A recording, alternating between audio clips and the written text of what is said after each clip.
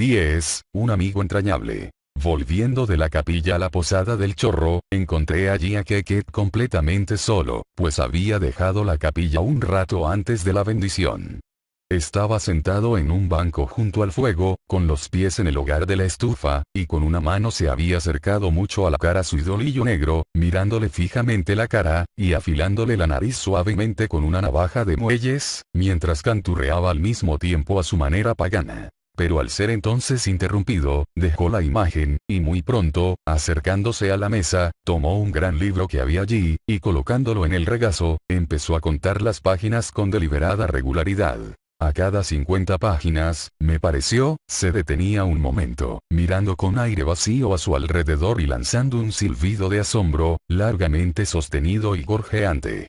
Luego volvía a empezar con las 50 siguientes, pareciendo empezar por el número 1 cada vez, como si no supiera contar más de 50, y como si el encontrar juntas tal número de cincuentenas le produjese su asombro por la muchedumbre de páginas. Yo me senté a mirarle con mucho interés.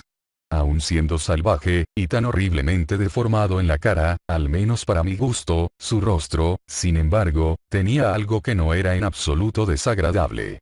No se puede ocultar el alma. A través de todos sus fantasmagóricos tatuajes, yo creía ver las huellas de un corazón sencillo y honrado. Y en sus grandes ojos profundos, ferozmente negros y valientes, parecía haber muestras de un espíritu que se atrevería contra 1000 diablos. Y además de todo eso, había en ese pagano cierto aire altanero que no malograba siquiera su torpeza. Tenía aspecto de hombre que nunca se ha rebajado y nunca ha tenido un acreedor. No me atreveré a decidir si también era por el hecho de que, por tener afeitada la cabeza, la frente resaltaba con relieve más libre y claro y parecía más amplia que de otro modo. Lo cierto es que su cabeza era excelente desde el punto de vista frenológico. Quizá parecerá ridículo, pero me recordaba la cabeza del general Washington, tal como se ve en esos bustos populares suyos. Tenía el mismo largo declive, retirándose en grados regulares desde encima de las cejas, que eran asimismo muy prominentes, como dos amplios promontorios con espesa vegetación por encima. Que era George Washington desarrollado a lo caníbal. Mientras yo le examinaba con tal atención, medio fingiendo mientras tanto que miraba la tormenta por la ventana, él jamás hizo caso de mi presencia, y jamás se molestó en lanzarme una sola mirada, sino que pareció totalmente ocupado en contar las páginas del maravilloso libro. Considerando de qué modo tan sociable habíamos dormido juntos la noche anterior, y, sobre todo, considerando el afectuoso brazo que yo había encontrado echado sobre mí al despertar por la mañana, me pareció muy extraña esa indiferencia. Pero los salvajes son seres extraños. A veces uno no sabe exactamente cómo tomarlos. Al principio, imponen respeto. Su tranquilo dominio, concentrado y sencillo, parece una sabiduría socrática. Yo había notado también que Keke no se trataba en absoluto, o muy poco, con los otros marineros de la posada. No hacía ningún intento. Parecía no tener deseos de ampliar el círculo de sus conocimientos. Todo esto me chocó como muy singular, pero, pensándolo mejor, había algo casi sublime en ello. Allí estaba un hombre, a unas 20.000 millas de su patria, esto es, por la ruta del Cabo de Hornos, que era el único modo de poder llegar allí, lanzado entre gente tan extraña para él como si estuviera en el planeta Júpiter. Y sin embargo parecía enteramente a su gusto, conservando la mayor serenidad, contento con su propia compañía, y siempre a la altura de sí mismo. Seguramente esto era un toque de buena filosofía, aunque sin duda él jamás había oído que existiera semejante cosa. Pero quizá para ser verdaderos filósofos, los mortales no habríamos de ser conscientes de vivir y esforzarnos de esta manera. Tan pronto como oigo que este o aquel hombre se presenta como filósofo, concluyo que, como a la vieja dispéptica, se le debe haber roto alguna tripa. Al sentarme allí en aquel cuarto entonces solo, con el fuego ardiendo lentamente, en esa fase suave en que, después que su primera intensidad ha calentado el aire, solo refulge para que se le mire. Con las sombras y fantasmas del atardecer congregándose en torno a los huecos de las ventanas y observándonos fijamente a nosotros, la silenciosa pareja solitaria, mientras la tormenta mugía fuera en solemnes crecidas, yo empecé a percibir extrañas sensaciones. Sentía en mí algo que se fundía. Mi corazón astillado y mi mano enloquecida ya no se volvían contra este mundo de lobos. Este salvaje suavizador lo había redimido. Allí estaba sentado, con su misma indiferencia proclamando una naturaleza en que no acechaban hipocresías civilizadas ni blandos engaños. Sí que era salvaje. Un auténtico espectáculo para verle, y sin embargo empecé a sentirme misteriosamente atraído hacia él. Y las mismas cosas que habrían repelido a casi todos los demás, eran los imanes que así me atraían. Probaré con un amigo pagano, pensé, puesto que la amabilidad cristiana se ha demostrado solo hueca cortesía. Acerqué a él mi banco, e hice algunas señales e indicaciones amistosas, esforzándome lo posible para hablar con él mientras tanto. Al principio, notó muy poco esos intentos, pero al fin, al aludir yo a la hospitalidad de la última noche, se decidió a preguntarme si íbamos a volver a ser compañeros de cama.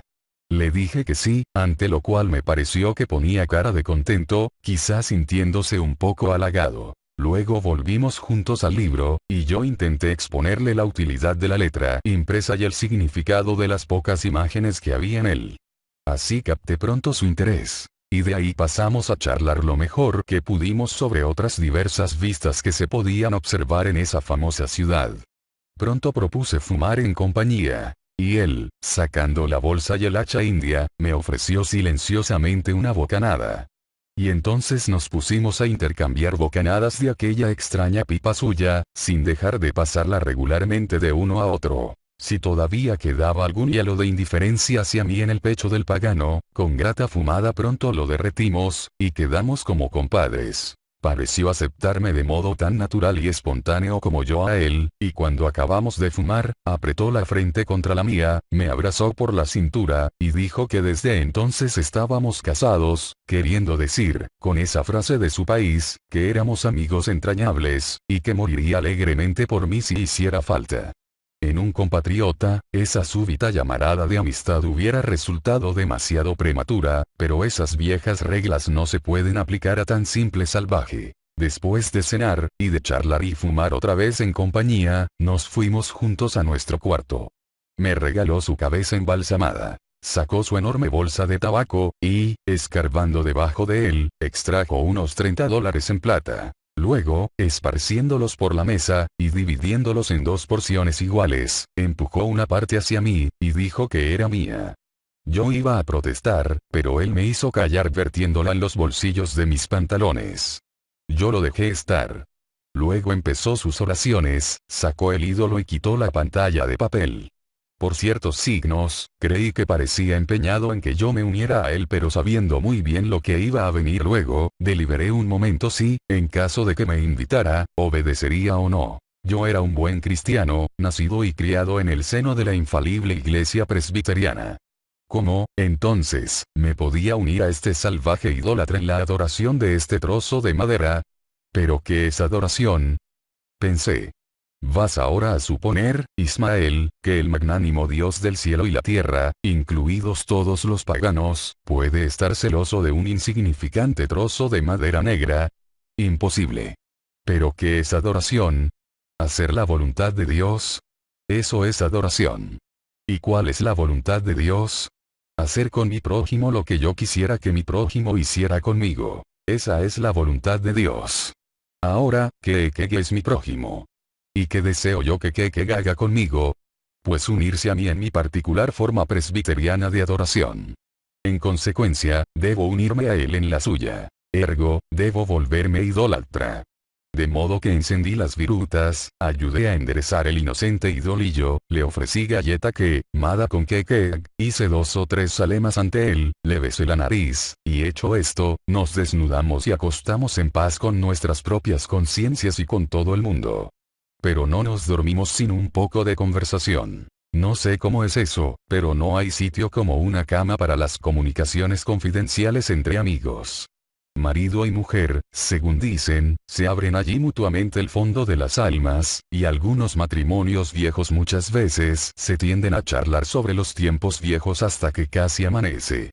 Así, pues, en nuestra luna de miel de corazones, yacíamos yo y Keke, pareja a gusto y cariñosa. 11. Camisón de dormir. Si ya habíamos estado tumbados en la cama, charlando y dormitando a breves intervalos, y que, de vez en cuando, echándome afectuosamente sus oscuras piernas tatuadas sobre las mías, y retirándolas luego, de tan absolutamente sociables, libres y cómodos como estábamos, cuando, por fin, a causa de nuestros conciliábulos, nos abandonó por completo el escaso sopor que quedaba en nosotros y tuvimos gana de levantarnos otra vez aunque el romper del día todavía estaba a cierto trecho por el futuro adelante. Sí, nos pusimos muy despejados, tanto que nuestra posición reclinada empezó a hacerse fatigosa, y poco a poco nos encontramos sentados en la cama, con las mantas bien remetidas alrededor, apoyados contra la cabecera, con las 4 rodillas encogidas y juntas, y las 2 narices inclinadas sobre ellas, como si nuestras rótulas fueran unos calentadores. Nos encontrábamos muy cómodos y a gusto, sobre todo porque fuera hacía tanto frío, incluso, fuera de las mantas, dado que no había fuego en el cuarto. Mas por eso, digo, porque para disfrutar verdaderamente del calor corporal, debe haber alguna pequeña parte nuestra que esté fría, pues no hay cualidad en este mundo que no sea lo que es por mero contraste. Nada existe en sí mismo. Si nos lisonjeamos de que estamos a gusto por entero, y llevamos así mucho tiempo, entonces no podemos decir que estemos ya a gusto. Pero sí, como que y yo en la cama, tenemos la punta de la nariz o la coronilla ligeramente aterida, en fin, entonces claro está que en la sensación general uno se siente caliente del modo más delicioso e inconfundible. Por esta razón, un local para dormir nunca debería estar provisto de fuego, que es una de las incomodidades lujosas de los ricos. Pues la cima de esta suerte de delicia es no tener nada sino las mantas entre uno mismo, con su comodidad, y el frío del aire exterior. Entonces uno yace como la chispa caliente en el corazón de un cristal ártico. Llevábamos algún tiempo sentados en esa postura acurrucada, cuando de repente pensé que iba a abrir los ojos. Pues entre sábanas, sea de día o de noche, dormido o despierto, tengo costumbre de mantener siempre cerrados los ojos, para concentrar más el deleite de estar en la cama. Porque ningún hombre puede sentir bien su propia identidad si no es con los ojos cerrados. Como si la tiniebla fuera efectivamente el elemento adecuado de nuestras esencias, aunque la luz sea más afín a nuestra parte arcillosa. Al abrir los ojos entonces, y salir de mi propia tiniebla, grata y adoptada, hacia la obligada y ruda sombra de las 12 de la noche sin iluminación, experimenté una desagradable revulsión. No objeté a la sugerencia de que quizás sería mejor encender una luz, en vista de que estábamos tan completamente despiertos. Y además, sentía un fuerte deseo de fumar unas cuantas bocanadas en su hacha india. Hay que decir que, aunque había sentido tan fuerte repugnancia a que él fumara en la cama la noche antes, sin embargo, ya se ve que elásticos se vuelven nuestros rígidos prejuicios una vez que viene a plegarlos el amor, pues ahora nada me gustaba tanto como tener a Keket fumando a mi lado, incluso en la cama, porque entonces parecía tan lleno de sereno gozo doméstico. Ya no me sentía indebidamente preocupado por la póliza de seguros del posadero.